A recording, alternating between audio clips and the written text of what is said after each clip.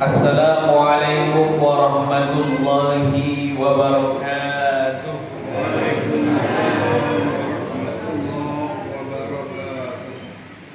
Kalau Tuhan menangkap balang, cakep. Nah, ini mau berpantun nih Bapak ya. Nah, ulangi ya. Kalau Tuhan menangkap balang, balang ditangkap di pinggir kali. Mendengar jawaban sambutan salam, nampaknya jamaah belum makan pagi. Kurang semangat ini salam kita. Assalamualaikum warahmatullahi wabarakatuh.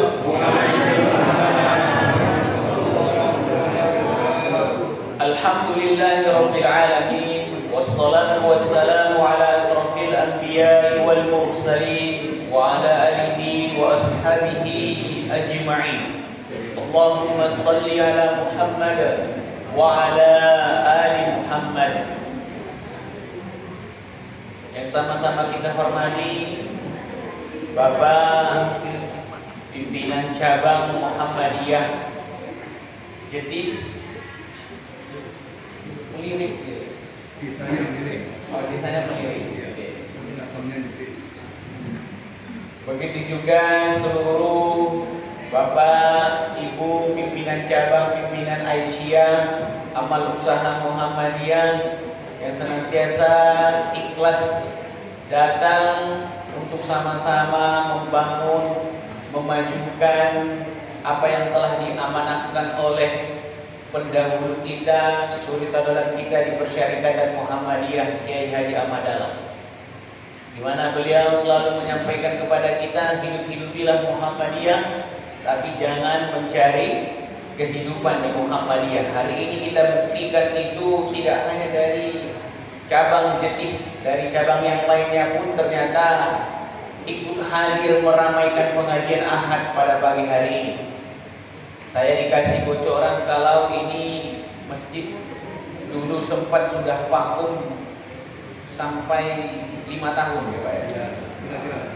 Sudah 5 tahun sampai sudah banyak mungkin rumputnya, kemudian diaktifkan kembali dan ini pengajian Ahad pertama, dan insya Allah bukan pengajian Ahad pertama dan terakhir, akan berlangsung nanti seterusnya.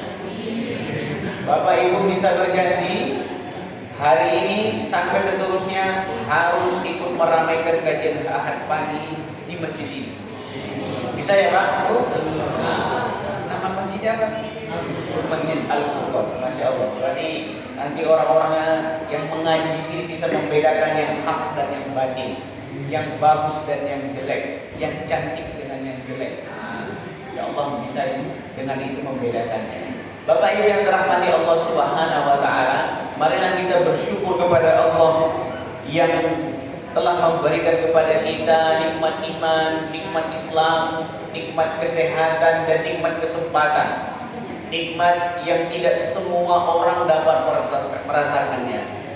Bersyukur kita adalah orang-orang yang dipilih oleh Allah Subhanahu wa taala untuk memperoleh hidayahnya. Ada orang yang hari ini diberikan Allah Subhanahu wa taala nikmat Islam, tapi hari ini tidak Allah berikan kepada dia nikmat iman. Dia tahu undangan dari panitia untuk menghadiri pengajian Ahad ini. Dia tahu kalau di sini ada perkumpulan orang-orang yang sedang berjuang menghidupkan amal-amal usaha Muhammadiyah. Tetapi karena nikmat iman hilang dalam dirinya, dia tidak mementingkan itu. Yang dia tahu iman itu hanya mengatakan asyhadu an la ilaha illallah. Dia tidak tahu Allah sudah mengatakan muribat alaihim dillah. Kalian itu akan disesatkan, kalian itu akan ditenggelamkan, kecuali illa bihablum minallah wa hablum minan nas. Mereka-mereka yang mengajak berinteraksi baik dengan Allah Subhanahu wa taala, menjaga hubungan baiknya dengan Allah. Kalau menjaga hubungan baik dengan Allah, maka Allah tidak akan tenggelamkan mereka, Allah tidak akan sesatkan mereka. Tetapi tidak hanya berinteraksi dengan manusia, dengan Allah, Allah tambahkan lagi wahablum minan nas, juga berinteraksi dengan manusia. Nanti kalau ada waktunya saya akan ceritakan bagaimana kisah seorang ahli ibadah 20 tahun tak pernah tinggal sholat tahajudnya. Kira-kira Pak, 20 tahun tak tinggal sholat tahajudnya. Sholat 5 waktunya tinggal atau tidak? Sholat tahajud saja bisa dia jaga, apalagi sholat 5 waktunya. Tapi ternyata dia mengira dirinya ini sebagai hamba yang sudah dicintai oleh Allah Subhanahu wa taala. Cerita ini ditulis oleh Imam Al-Ghazali dalam kitab Mukasyafah Qulub. Cara untuk menyingkap kisihan. Orang ini banyak beribadah tetapi lupa dengan tetangga. Orang ini banyak berinteraksi dengan Allah tapi lupa berinteraksi dengan saudara-saudaranya. Ternyata 20 tahun menjalankan ibadah tanpa henti. Sholat tahajud, jangan tanya ke sholat yang lainnya. Tahajud saja dia bisa menjalankan dengan istiqomah selama 20 tahun. Bukan menjadikan dia sebagai hamba yang dicintai oleh Allah Subhanahu wa taala. Inilah kita luar biasanya ketika kita bisa menyeimbangkan hablum minallah dan hablum minan. Bapak Ibu dirahmati Allah Subhanahu wa taala. Awal kata saya ingin memperkenalkan diri dulu. Karena di mana-mana kalau saya isi ceramah di tempat baru harus memperkenalkan diri. Biasanya ibu-ibu sangat penasaran dengan saya. Biasanya, nggak tahu ibu-ibu yang di sini. Tak kenal maka tak sayang. Itu kata orang-orang. Kalau saya tak kenal maka kenalan. Bapak Ibu yang dirahmati Allah, kenalkan nama saya Arfandi Ismail Harahap. Harahap berarti ini udah pasti bukan orang Jawa. Iki wong liyo, orang yang sangat jauh. Dari mana kira-kira kalau dengar kata Harahap? Dari mana? Suku Batak. Suku Batak berada di mana Pak? Sumatera. Sumatera apa Pak? Sumatera Utara. Saya asli Sumatera Utara, bersuku Batak. Ustaz, katanya orang Batak itu kasar-kasar orangnya, keras-keras. Betul apa betul? Betul. Nah inilah. Berarti bapak-bapak sama ibu itu sudah terkena hoax namanya. Ya. Saya katakan di sini deh Pak, orang Batak itu tidak kasar, tidak keras, hatinya lembut, ngomongannya lembut sekali. Buktinya saya ngomong lembut kan Pak? Iya. Ini hati Bu, kalau dibuka hati ini dibelah, isinya Hello Kitty. Ya. Sekali lagi nanti kalau ada orang di luar sana mengatakan orang Batak itu keras-keras, orang Batak itu kasar-kasar, tidak, salah. Wah, contohnya Ustaz Arfandi, tidak kasar, tidak keras. Ustaz Arfandi itu mungkin suaranya ada yang kencang.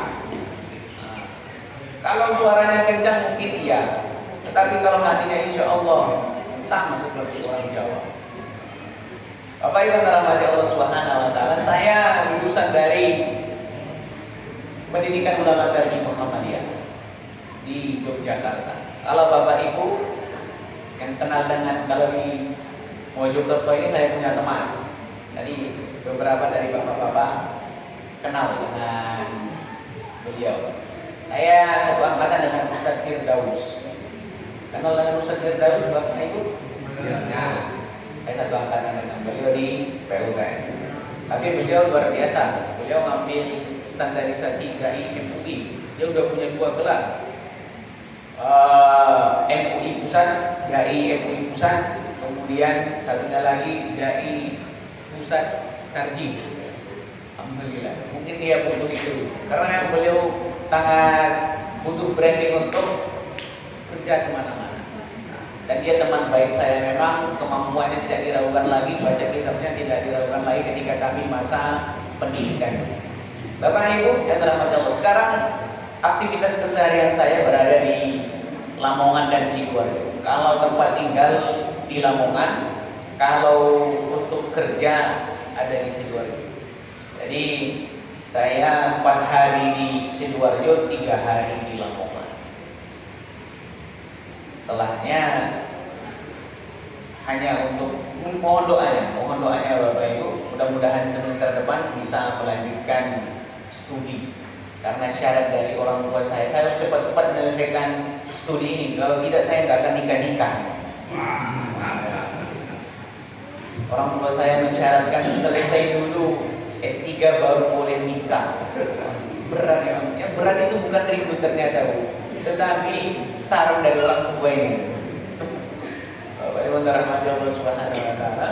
Saya kiranya itu S3 itu ya S3 gitu.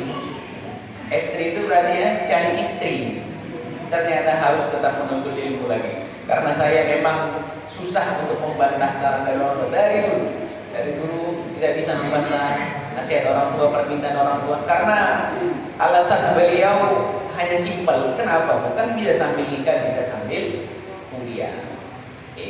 Selama aku masih hidup, aku ingin kamu itu selesai dulu pembelajaran. Manfaatkan, aku ini sudah umur segini. Selesaikan dulu masa pendidikan. Mbak-mbakmu yang punya juga kemampuan sepertimu harusnya, tapi mereka lebih memilih jalur menikah. Dan mereka perempuan. Kamu anak laki-laki pertama yang besar, yang paling besar, selesaikan, tolong selesaikan ini S3. Itu permintaan dari orang tua. Sehingga saya juga pun berpikir lama. Ridho Allah, ridho walidah. Ridho Allah itu pada ridho orang tua. Sehingga saya harus menuntaskan. Itu sekilas dari saya, Bapak, Ibu yang dirahmati Allah Subhanahu wa taala, untuk perkenalannya. Bapak yang dirahmati Allah Subhanahu wa taala, tujuan Allah Subhanahu wa taala menciptakan hidup dan mati. Allah menciptakan hidup dan mati itu tidak lain alasannya hanya satu. Dia berluakum ayyuhum ahsanu amala. Untuk menguji siapa di antara kita ini yang paling bagus amal solehnya. Saya yang berbicara di sini belum tentu lebih bagus amal solehnya dibandingkan Bapak Ibu sekalian. Bisa saja justru saya yang bicara hari ini di depan Bapak Ibu ini adalah orang yang banyak salahnya di hadapan Allah. Tetapi Allah menutupi aib-aib itu. Makanya kita senantiasa berdoa kepada Allah, Allahumma astur aurati wa amin rawani. Tiap pagi, tiap sore itu kita dawamkan, itu kita rutinkan agar Allah menutupi aib-aib kita pada manusia yang lainnya. Ketika Allah sampaikan alladzi khalaqal mauta wal hayata liyabluwakum ayyukum ahsanu amala. Aku ciptakan hidup dan mati itu tujuannya adalah menguji siapa di antara kalian ini yang paling baik amal solehnya. Apalagi kita di Persyarikatan Muhammadiyah yang amal usahanya sangat banyak sekali. Maka benarlah kata Prof. Bin Samsudin ketika memulai pengajian tarjih saat ini. Sekarang kan pengajian tarjih sudah online. Cabang jenis rutin nggak Pak mengikutinya? Belum ya. Mudah-mudahan bisa rutin diikuti. Karena kita kasihan memang pengajian tarjih pimpinan pusat Muhammadiyah. Pesertanya itu hanya berapa? 60 orang. Yang di YouTube 10 orang. Tetapi ketika ada pengajian-pengajian akbar jauh lebih besar. Ini tingkatan besar. Ini kadang kita memang harus evaluasi banyak-banyak. Media kita ini memang belum terlalu kuat untuk syiar Muhammadiyah. Bapak Ibu dirahmati Allah Subhanahu wa taala. Ketika itu Prof. Bin Samsudin mengatakan, Muhammadiyah berjanji kepada anggotanya untuk menggantarkan kepada setiap anggotanya itu ke depan pintu gerbang surga. Tapi Muhammadiyah tidak berjanji untuk memberikan kunci kepada setiap anggotanya.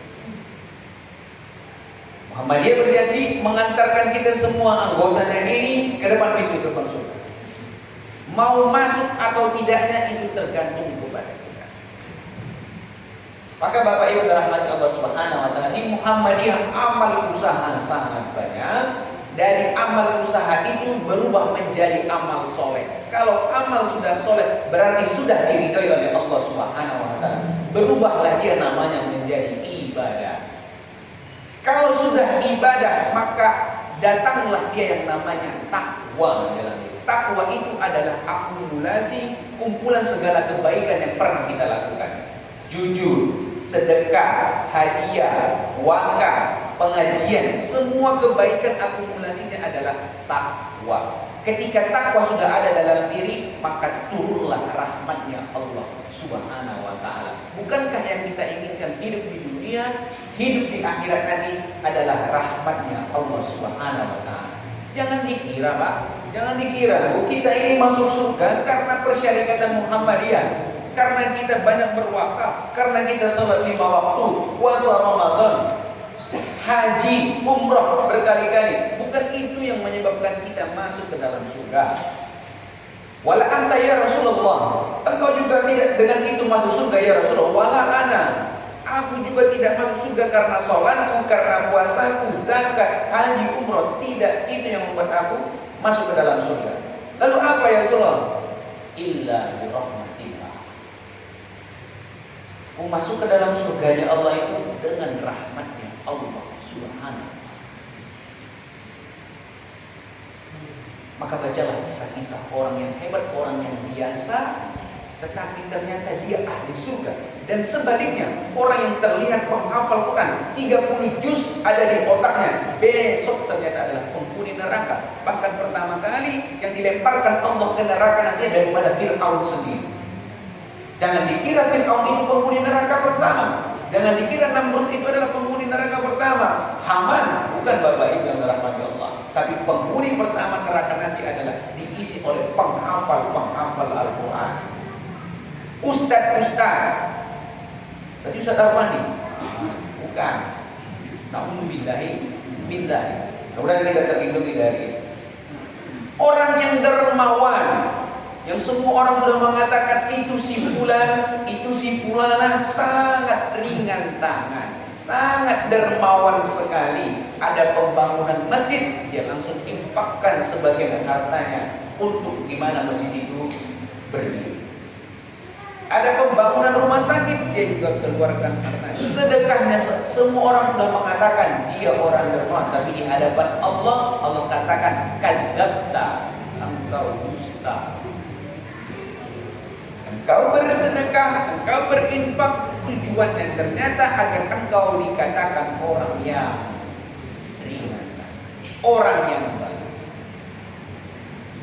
Allah yang mengetahui. Maka Bapak Ibu yang dirahmati Allah Subhanahu wa taala, kita yang ada di sini tujuannya adalah dia berluakum ayyukum asal amala. Diuji oleh Allah Subhanahu wa taala siapa yang paling baik amal soleh. Dan tema yang diberikan pada pagi hari ini adalah memakmurkan masjid, menguatkan jamaah dan membentuk peradaban. Mudah-mudahan setelah kajian ini nanti makmurlah Masjid Al-Furqan ini. Mudah-mudahan setelah ini terbentuklah jamaah yang kuat di Masjid Al-Furqan ini. Dan setelah itu kaitannya akan terbentuk peradaban yang insya Allah akan menjadi baik ke depannya kepada kita. Bagaimana caranya? Itulah yang harus kita bahas, dan itu harus kita tahu teori apa yang harus kita butuhkan dalam memakmurkan masjid ini. Next insya Allah Bapak Ibu rahmati Allah Subhanahu wa taala, saya berjanji kepada PCM Jetis ataupun kepada Ustaz Febri tadi, kita ngobrol-ngobrol, akan saya bawa tim Masjid Ar-Royan ke sini untuk memberikan manajemen masjid nantinya. Tapi dengan diizinkan ya Pak ya. Kalau diizinkan, kalau tak diizinkan nggak bisa saya bawa. Harus diizinkan dulu. Nah, makanya komunikasi nanti lagi sama Ustaz tadi. Masjid Ar-Royan di Sidoarjo itu, kenapa saya Masjid Ar-Royan? Saya termasuk dalamnya Masjid Ar-Royan bersama teman-teman Masjid Ar-Royan. Mereka masih baru jalan 2 tahun di tahun ini, tapi sudah mendapatkan penghargaan dari pusat. Donatur mereka sudah ada di mana-mana. Masjid mereka sudah produktif sekali, pembangunan terus menerus. Makan gratisnya sudah ada, bagi sayur gratisnya sudah ada, macam-macam. Betul-betul jamaah dan masjidnya sudah terlihat makmur secara kasat mata. Mudah-mudahan juga Allah meridhoi. Dan insya Allah next Masjid Al-Furqan juga bisa sampai ke sana. Pilihannya ada 2 Pak. Kita di arah itu membuka satu, kita yang dari sini mengundang Ar-Royan, atau kita yang jalan-jalan ke arah untuk langsung melihat bentuk fisiknya, melihat bagaimana manajemen masjid. Kita yang ngopi. Di sana juga udah ada kafenya sendiri. Kafe gratis, semuanya gratis. Minumannya gratis, kopinya gratis, snacknya gratis. Itu bisa dinikmati. Padahal mereka baru berapa? 2 tahun jalan Pak. Baru 2 tahun. Kemarin Ramadan kedua. Bapak Ibu rahmati Allah Subhanahu wa taala. Maka saya akan mulai dengan membangkitkan semangat Bapak Ibu, khususnya yang berada di sekitar Masjid Al-Furqan ini. Ada seorang nenek tua, mohon maaf cakap, sudah umur renta, hitam, miskin, jelek. Nah, ini bukan mau ngata-ngatai gibah ya Pak ya, bukan. Tapi itulah kisahnya. Beliau sehari-hari kerjanya adalah menyapu masjid. Saking senangnya dengan menyapu masjid, kalau ada orang yang mengambil pekerjaan ini, dia sangat marah sekali. Dia tidak mau ada orang yang mengambil atau bahkan membantu dia. Dia hanya mau menyapu masjid, itu bagian dia. Karena itulah wujud pengabdiannya kepada Allah Subhanahu wa taala. Pendek cerita, Rasulullah SAW pun berkunjung ke sana, melihat orang tersebut dan senang dengan orang tersebut, senang dengan nenek tersebut. Setelah beberapa hari berlalu, minggu berlalu, bulan berlalu, Rasulullah berkunjung lagi ke tempat tersebut. Tapi Rasulullah ada yang janggal. Rasulullah tak melihat nenek yang pertama kali dulu pernah dilihat oleh Rasulullah, penyapu masjid yang dilihat oleh Rasulullah. Lalu Rasulullah katakan, di mana penyapu masjid yang biasa ada di sekitaran masjid ini? Mereka mengatakan, ya Rasulullah, 1 minggu yang lalu dia sudah meninggal dunia. Apa kata Rasulullah? Kenapa kalian tidak beritahukan kepadaku tentang kematiannya? Ya Rasulullah, dia orang biasa. Kami kira dia tidak ada apa-apanya di hadapanmu, sehingga kami hanya mengurusnya saja selesai dan tak melaporkannya kepada. Bukankah kita juga maaf, kalau ada orang biasa yang meninggal, tak punya jabatan, tak punya pangkat, tak punya harta, kalau meninggal dunia, keinginan kita untuk ziarahnya, takziahnya pun berkurang. Tapi kalau yang meninggal ini punya pangkat, rumahnya mewah, aset di mana-mana, niat yang lain selain takziah akan muncul. Itu real. Ada Pak, ada. Saya tidak sebutkan tempatnya. Maka Rasulullah SAW begitu marah kepada sahabat yang lain. Apa kata Rasulullah? Tunjukkan sekarang kepadaku mana kuburannya. Padahal dia meninggal berapa? Sudah 1 minggu yang lalu. Rasulullah minta tunjukkan kepadaku mana kuburannya. Ditunjukkanlah oleh para sahabat itu, sehingga Rasulullah ketemu dengan kuburannya dan Rasulullah melakukan sholat jenazah di atas kuburan. Ini dalil kepada kita, mohon maaf Bapak Ibu, ini dalil kepada kita, ini bukan fatwa Muhammadiyah, dalil ulama fikih. Ini dalil kalau kemarin kita, mohon maaf Bapak Ibu sekalian, ketika masa Covid kemarin, ada keluarga sanak saudara yang meninggal dunia tapi tak bisa kita sholatkan, tidak bisa kita lakukan fardu kifayahnya. Sekarang ziarah untuk sholat berdoa. Rasulullah melakukan itu kepada penyapu masjid. Dicari Rasulullah SAW kuburannya, bukan hanya dicari, tapi didoakan oleh Rasulullah. Bagaimana Pak Rasulullah kalau sudah mendoakan yang terbaik Pak? Sedangkan kita yang belum lahir saya dikatakan oleh Rasulullah, umatku akan menjadi umat terbaik. Allah pun sumpahkan dalam firman, kuntum khairu ummah. Nanti besok umat akan menjadi umat terbaik. Orang tersebut langsung disolatkan oleh Rasulullah. Kalau kita lihat strata sosialnya tidak ada, fisiknya tidak ada. Kenapa bisa Rasulullah SAW memuliakan orang ini? Kenapa kira-kira? Sampai dicari-cari oleh Rasulullah, sampai Rasulullah sholat di atas kuburannya. Kenapa kira-kira? Karena apa? Karena dia berinteraksi dengan masjid. Kerjaannya hanya menyapu. Dia tak bisa memberikan infak untuk pembangunan masjid. Dia tidak bisa memberikan semen, pasir, kerikil. Dia tak bisa. Yang dia bisa hanya tenaga, hanya menyapu masjid. Dan itu dia istiqomah lakukan karena Allah Subhanahu wa taala. Allah memuliakannya, Rasulullah SAW pun memuliakannya.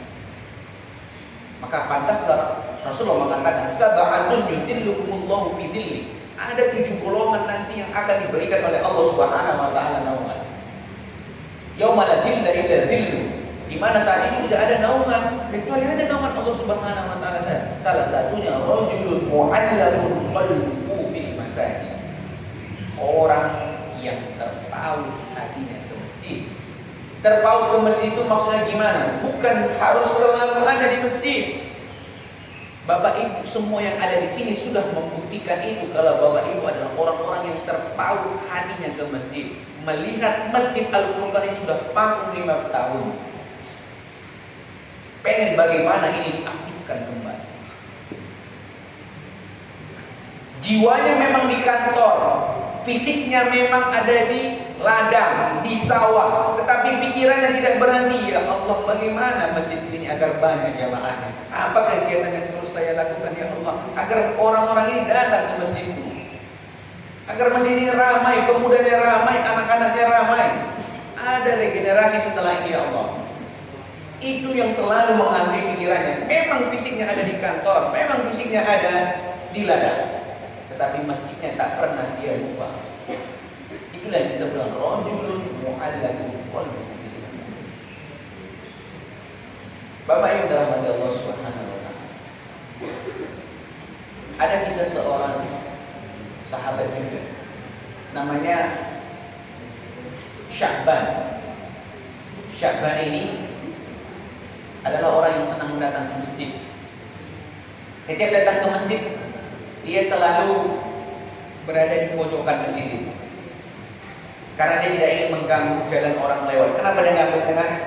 Dia sediakan kepada para sahabat yang lebih senior, yang menurut dia lebih utama daripada dia. Itu dia lakukan selalu. Apalagi di sholat subuh.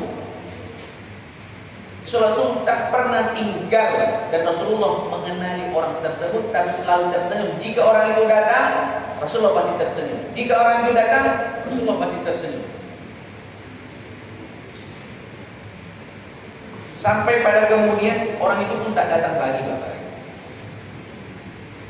Ketika orang ini tidak datang, Rasulullah mencari-cari mana orang ini yang biasa duduk di pojokan masjid ini, yang biasa sebelum waktu azan sudah ada di pojokan masjid.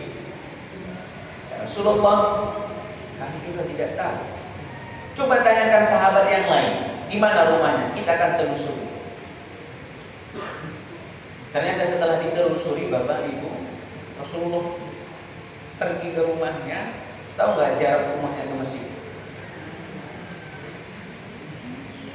Ini tolong nanti dicek lagi ulang hadisnya. Kalau tidak 12 km, ada yang mengatakan 15 km. Kalau dari sini kemana Pak? Ke kota Mojokerto. Ke kota Mojokerto berapa Pak? Dekat ya? Dekat. Nanti dicek ulang bahasanya. Setelah ditelusuri oleh Rasulullah SAW, ternyata jarak, kita buatlah jarak yang paling kecil 12 km. Jarak yang ditempuh orang tersebut selama ini 12 km menuju, dan itu dilakukan jalan kaki. Ketika sampai di rumahnya dikatakan Rasulullah, mana si ini, si fulan? Maka keluarlah istrinya dan mengatakan, ya Rasulullah, dia telah meninggal beberapa hari yang lalu. Rasulullah sedih. Tetapi ya Rasulullah, sebelum dia meninggal, aku mendengarkan ada 3 hal yang selalu dia ucapkan. Di antara 3 hal ini, dia mengatakan, kenapa tidak lebih jauh? Kenapa tidak lebih jauh? Ketika sakaratul mautnya. Makanya sesuatu yang biasa kita lakukan, Bapak Ibu, itu akan muncul ketika sakaratul maut. Nah, hati-hati ya Pak ya. Orang yang biasa main gaple selama hidupnya, sakaratul mautnya nanti kan terlihat jadi aib. Ini orang ini selalu mengatakan, sebelum dia meninggal dicabut Allah nyawanya, Dia selalu mengulang-ulang kata-kata, kenapa tidak lebih jauh, kenapa tidak lebih jauh, kenapa tidak lebih jauh. Maka Rasulullah mengatakan, dia sudah melihat apa pahala yang disediakan oleh Allah Subhanahu wa taala ketika dia menempuh jarak 12 km itu menuju ke masjid. Menuju ke masjid. Kita masuk lagi ke hadis yang lain. Bapak yang dapat Allah Subhanahu wa taala. Dalam hadis lain Rasulullah mengatakan, siapa yang menginginkan melakukan kebaikan, maka Allah Subhanahu wa taala akan lipat gandakan pahala yang dia lakukan ketika dia melakukan yang dia inginkan itu 10 sampai 700 kali lipat. Kita berniat untuk melakukan kebaikan itu kita laksanakan, maka Allah Subhanahu wa taala melipat gandakan pahalanya 10 sampai 700 kali lipat. Kalau dia hanya niat saja,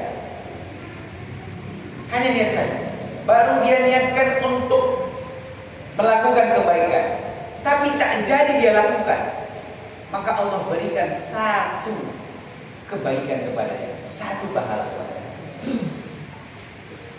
Tapi jangan setelah kajian ini Bapak Ibu, besok-besok semua jadi niat, ada yang dilakukan. Niat sholat jamaah lah ke masjid, kok nggak jadi lah. Kembali sudah dapat niat sama satu kebaikan. Niat ikut pengajian, kok nggak jadilah. Kembali sudah dapat niatnya kebaikan. Bukan itu yang dimaksud, memudah-mudahkan ya. Tapi betul tulus. Bagaimana niat kebaikan itu betul-betul tulus dalam hati kita? Bagaimana malaikat bisa mencatat kebaikan itu kepada kita? Bagaimana malaikat mengetahui? Maka disebutkan dalam hadis, ketika seorang hamba ingin berniat melakukan kebaikan dan itu benar-benar ingin besar sekali untuk melakukan, tekadnya sangat kuat, ingin dia lakukan, muncul harum wangi dalam dirinya dan malaikat bisa mencium itu. Ketika kebaikan itu terlaksana, tadi berapa?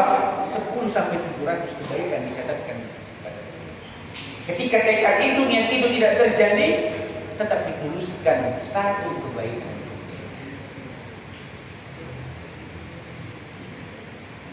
Maka kalau kita berniat sholat jamaah, ternyata ketika kita berniat sholat jamaah sudah siap-siap, sudah wangi, tiba-tiba hujan deras diiringi dengan petir. Masih berangkat nggak Pak? Jangankan hujan, Ustaz, gerimis saja kayaknya sudah nggak berangkat lagi nih, kira bisa bahaya. Insya Allah. Kalau kita lakukan apa yang kita niatkan itu, maka kita akan mendapatkan 10 kebaikan. Menuju ke masjidnya, langkah kaki kanan itu mengangkat derajat kita, langkah kaki kiri itu menggugurkan dosa-dosa kita. Sampai ke masjidnya kita mendapatkan rahmat Allah Subhanahu wa taala. Bukankah ketika kita masuk masjid kita baca doa apa? Allahumma tahli abwaab rahmati. Masuk ke masjidnya kita melakukan salat tahiyatul masjid sebagai penghormatan bahwasanya ini adalah rumah Allah yang mau kita muliakan. Dikumandangkan kita melaksanakan salat dalamnya, maka berapa derajat yang kita dapatkan lagi? Yang populer, yang kita tahu ketika kita melaksanakan sholat jamaah 27. Tapi coba nanti baca Pak tafsir Ibnu Katsir lagi. 27 itu hitungan terkecil yang dinaikkan Allah Subhanahu wa taala derajatnya. Lebih dari itu. Bahkan tadi saja baru niat 700 kali lipat Pak Bu yang mau diberikan Allah Subhanahu wa taala pahalanya kepada kita. Maka menurut saya betul-betul orang yang berinteraksi dengan masjid itu, apalagi punya niatan untuk memakmurkan masjid, tempatnya sangat luar biasa di sisi Allah Subhanahu wa taala. Dan itu langsung dikatakan oleh satu orang tokoh pemakmur masjid di Indonesia sekarang. Siapa dia Pak? Satu yang paling terkenal kan almarhum Ustaz Jazir, ya, Masjid Joko Kalian. Yang kedua sekarang yang masih hidup, Ustaz Usnani. Ustaz Usnani itu siapa, Pak? Tahmid Masjid Al-Falah Sragen. Sebelumnya beliau apa kerjanya? Bisnis. Beliau katakan beliau adalah pebisnis, sudah merasakan dunia. Tapi ternyata katanya berbisnis dengan Allah jauh lebih nikmat. Beliau tutup itu bisnisnya. Maka dia wakafkan dirinya untuk masjid. Sekarang beliau diamanahkan oleh PP Muhammadiyah dari Sabang sampai Merauke untuk memakmurkan masjid-masjid khususnya Muhammadiyah. Maka sangat senang beliau itu nanti, monggo Pak, kalau mau langsung beliau nanti undang ke sini. Beliau sangat senang diundang oleh masjid-masjid, apalagi itu masjid Muhammadiyah. Mudah-mudahan ketika kita mengundang pas dengan waktu beliau dan ada waktu bersamaan. Kemarin kami juga ketika mengundang kalau ke PUTN, insya Allah beliau langsung siap karena kita punya kiai namanya Ustaz Fahmi Muqaddas, kakaknya Ustaz Mustro Muqaddas.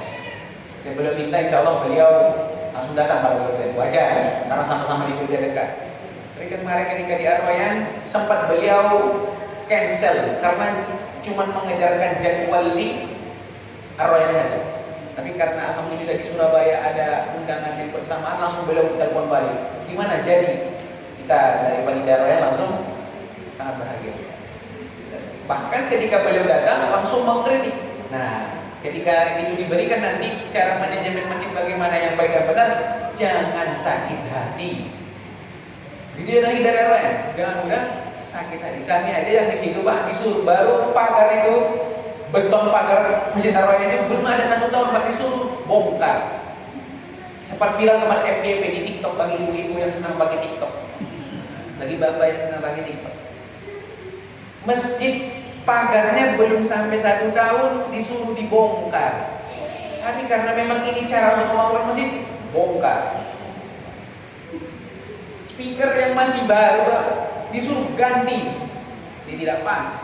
Langsung beliau tantang kita, ini 3 juta dari saya, besok saya datang lagi, jangan ini lagi speakernya. Ya begitu. Terus ada kesungguhan kita untuk dalam memakmurkan masjid. Oh iya, ini sampai jam berapa Pak? Kajian sampai jam 10. Hah? 7 harusnya. Sampai jam 7. Harusnya 1 jam ya Pak ya. Umumnya 1 jam ya. Iya. Masih ada 10 menit lagi. Sabar aja ya. Kalau udah lapar bisa bersabarkan dulu. Ya, kita berada di masjidnya Allah. Insya Allah nanti Allah akan ganti semuanya di dunia kita. Bapak itu dalam nama Allah. Itu sedikit. Kemudian apa lagi yang kita rasakan? Kata Rasulullah, ketika orang berada di masjid, yang mereka rasakan adalah 1, anzalas sakinah. Ada orang yang berkumpul min buyutillah, di rumah-rumahnya Allah. Kemudian mereka mengkaji Al-Quran, mengkaji hadis. Janji Allah yang pertama, Allah berikan kepada mereka anzalas sakinah, turunnya ketenangan dalam dirinya. Dari berangkat Pak tadi sampai di dalamnya semuanya pahala, kebaikan. Ini juga anzalas sakinah, Allah turunkan ketenangan. Orang Jepang Pak, tahu ya orang Jepang? Orang Jepang mau tidur saja harus mendongak, tahu mendongak? Meminum, menelan pil tidur beberapa butir biar bisa merem aja matanya. Orang Jepang, orang Cina juga begitu. Bahkan sampai tidak bisa tidur 1 hari saja, yang mereka lakukan apa? Bunuh diri. Maka angka bunuh diri yang paling tinggi di dunia adalah negara Jepang. Hanya untuk tidur saja. Kita, ya Bu ya, datang ke kajian, ustadznya baru salam, assalamualaikum warahmatullahi wabarakatuh.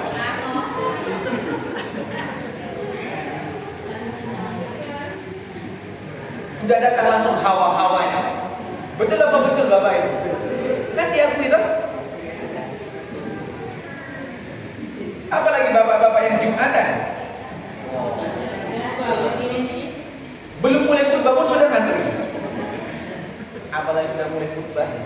tertidur. Itulah luar biasanya berada di masjid, nyamannya masjid, nikmat yang diberikan Allah, tenangnya di masjid, anjalus sakinah. Mungkin ketika kita datang ke masjid itu belum diberikan Allah solusi hidupnya, belum diberikan Allah jalan keluar masalahnya, tapi sudah Allah kirimkan ketenangan dalam hatinya agar bisa berpikir dengan jernih. Dia sujud kepada Allah, dia perbaiki ibadah. Oh, ternyata selama ini yang salah bukan kerjaannya. Memang ekonomi kurus, tapi sebenarnya kerjaannya itu sudah pas. Yang salah itu adalah ibadahnya yang kurang. Usahanya sudah luar biasa. Kalau kata orang Jawa apa? Sak badane,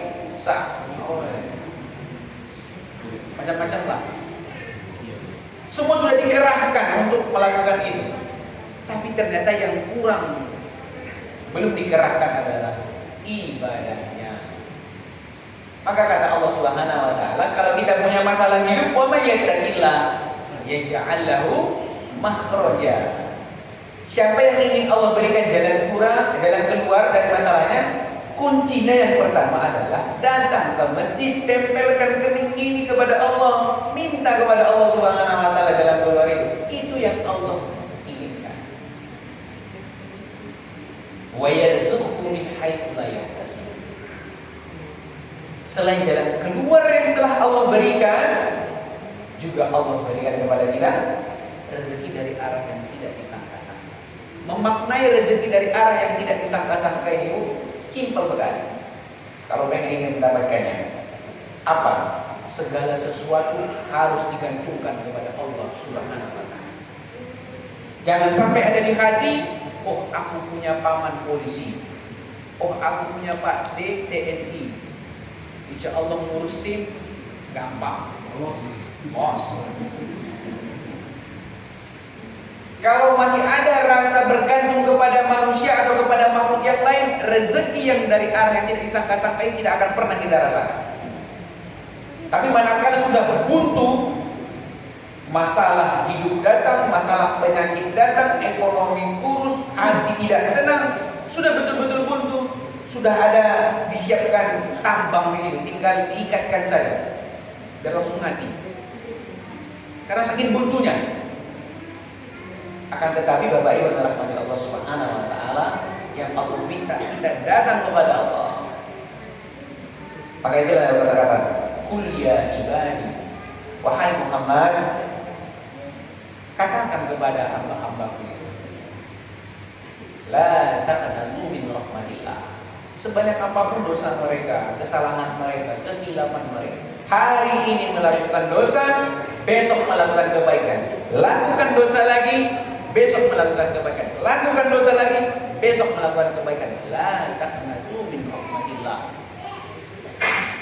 Jangan pernah putus dari rahmat Allah Subhanahu wa taala. Maka terakhir Bapak Ibu rahmat Allah Subhanahu wa taala, setelah kita tahu keutamaan berinteraksi di masjid itu, banyaknya keutamaan yang kita rasakan, banyaknya fadilah yang akan kita dapatkan untuk menjadi pemakmur masjid yang melahirkan kekuatan jamaah dan membentuk peradaban nantinya, harus memiliki 5 sifat. Sifat yang pertama, maka Allah sampaikan, beriman kepada Allah Subhanahu wa taala. Innama ya'muru masajidallah man amana billah. Kita harus memiliki keimanan yang utuh kepada Allah Subhanahu wa taala. Beriman semua saya itu, Pak.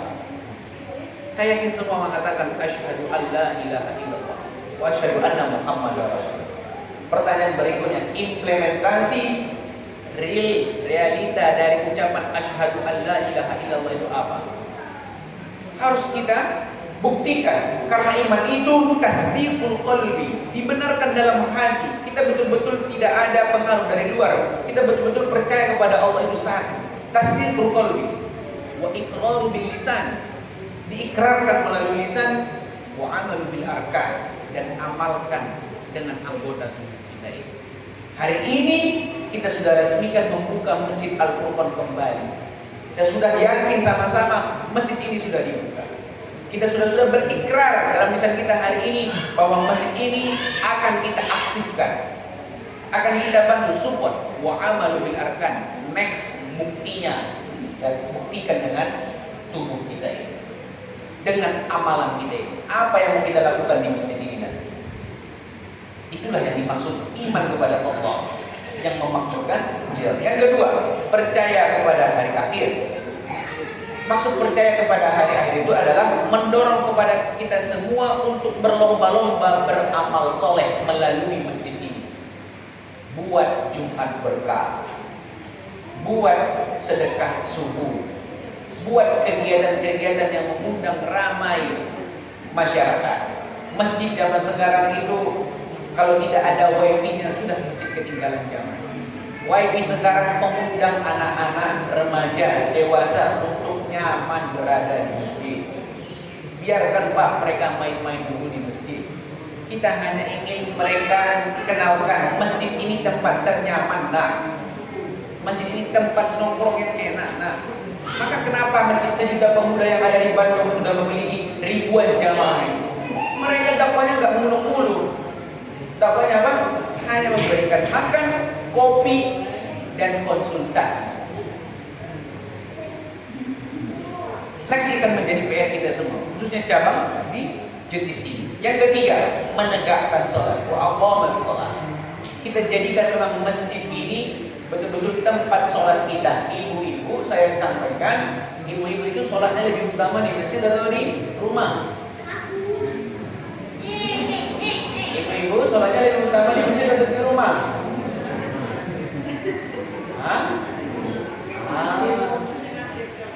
Tahunya baru di rumah. Di rumah Ustaz, hadisnya itu harus di tempat tertutup. Kalau ada bilah sekat lagi yang lebih tertutup, disitulah dia. Ada yang lebih kecil lagi, disitulah tempat utamanya perempuan sholat. Itu zaman Yahudi, zaman Rasulullah. Kita harus tahu perubahan hadis dalam manhaj tadi itu la yumkinu taghayyurul ahkam bi taghayyuril ahwal wa azman wal makan. Tidak dipungkiri kalau nanti itu ada perubahan hukum sesuai dengan berubahnya keadaan, zaman dan tempat. Itu di manhaj tadi kita. Dan kita sangat memegang ini. Banyak perubahan hukum yang terjadi di fatwa-fatwa tadi. Salah satunya adalah sholat ibu-ibu di masjid. Dulu memang Rasulullah mengatakan sholat yang utamanya perempuan itu di masjid. Tetapi setelah Islam besar, Rasulullah yang mengatakan panggil istri-istri kalian, anak-anak perempuan kalian, ajak semuanya ke masjid ketika Islam sudah jaya. Kira-kira masih ada nggak perang di sini? Aman. Aman ya Pak ya? Ibu-ibu semua sholatnya ke masjid ya? Ibu-ibu boleh sholatnya di rumah kalau tiga. Satu, tidak ada sekat untuk jamaah perempuan. Yang kedua, tidak aman dari fitnah. Insya Allah fitnah sudah aman. Orang tahu, apalagi kita mayoritas Islam. Yang ketiga adalah kalau lupa pulang. Yang ketiga kalau tidak ada tanggung jawab urusan rumah tangga di rumah. Kalau ada urusan rumah tangga, suaminya mau berangkat pada subuh, harus disediakan sarapan, anaknya berangkat sekolah dan lain-lain sebagainya, ibu menggunakan tetap dalil itu. Jadi ketika dalil yang pertama dia dipakai bukan berarti dinasakh dalam ilmu Qur'annya, dihapuskan, bukan. Tetapi tetap ada dia ketika ilatnya muncul. Nanti dosa terlalu dicerna yang akhir-akhir Bapak Ibu. Yang selanjutnya, menunaikan zakat. Masjid ini bisa makmur kalau zakatnya lancar. Jangan sampai masyarakat yang setempat ini tidak membayar zakat. Bayarlah zakat ke masjid. Insya Allah dari masjid akan sampai kepada orang-orang yang betul-betul membutuhkan. Kemudian yang selanjutnya adalah paling penting, walam yakhsha illallah. Ciri orang itu adalah walam yakhsha illallah. Tidak takut kecuali hanya kepada Allah Subhanahu. Orang yang memakmurkan masjid tidak takut diremehkan, tidak takut diomong-omongkan, tidak takut atau bahasa Jawanya dirasani, betul ya Pak ya? Tidak takut dirasani. Illallah, dia hanya takut kepada Allah Subhanahu wa taala. Maka orang-orang berjuang di jalan Allah Subhanahu wa taala, Allah sudah janjikan la khaufun wala hum yahzanun. Kita yang berjanji sudah punya niat untuk berjuang di jalan Allah, la khaufun wala hum yahzanun. Tidak ada rasa takut, tidak ada rasa sedih dalam hatinya. Dia akan berjuang. Kalau memang itu dilakukan karena Allah Subhanahu wa taala, insya Allah orang yang membenci kita nanti akan diberikan Allah rahmat untuk mencintai. Jadi jangan takut Pak untuk maju ke depannya memakmurkan masjid. Bangunlah manajemen masjid ini. Insya Allah next akan kita sampaikan bagaimana manajemen masjidnya. Karena waktu yang diberikan hanya 1 jam, ini pun sudah lebih 5 menit. Ibu sudah mengipas-ipas di sana. Itu saja yang bisa saya sampaikan, kurang dan lebihnya mohon maaf. Wassalamualaikum warahmatullahi wabarakatuh.